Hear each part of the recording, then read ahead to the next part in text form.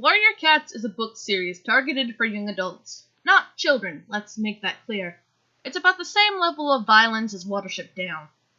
It follows a rather civilized society of feral cats as they try to survive in their home. I loved it a lot because, while it does have a lot of realistic elements such as death, sickness, starving, budding, etc., it also has so many fantastical ones.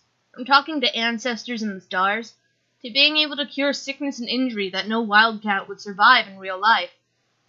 Gosh, at one point some of the cats even have superpowers, one of which prevents him from getting even a scratch in a fight, making him never die in battle. I picked up my first bit of this series at my local library, about the middle of 8th grade. It was one of their manga adaptations of a side story, which took place during the last few books of the first arc. It wasn't really a manga. It was very much a Western comic. I was drawn to it due to my current obsession with all things cat. Once I finished the first one, I managed to try and continue with the second book of the third arc. Needless to say, I was lost, but eventually I found my way back to the start.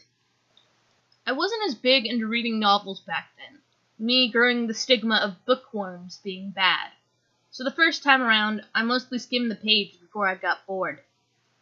The second time I was a little more invested in the story and characters.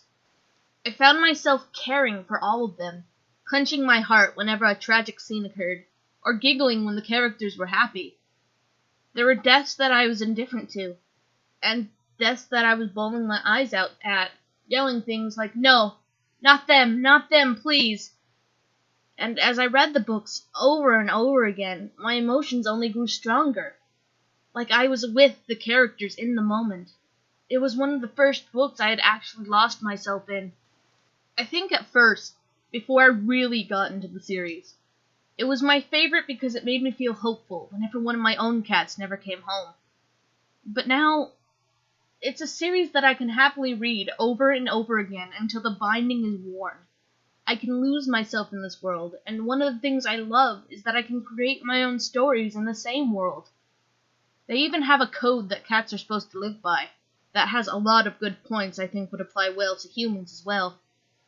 It has many plot holes and inconsistencies, and yet still manages to be a successful series with such a huge fan base.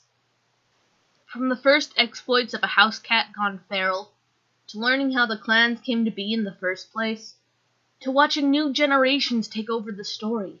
It's heartwarming. I aspire to be as successful at reaching the hearts of young adults and so on, as these books were to me. Characters I can love, hate, mourn over, rejoice with. It's Warrior Cats, one of my all-time favorite book series. Thank you, and good night.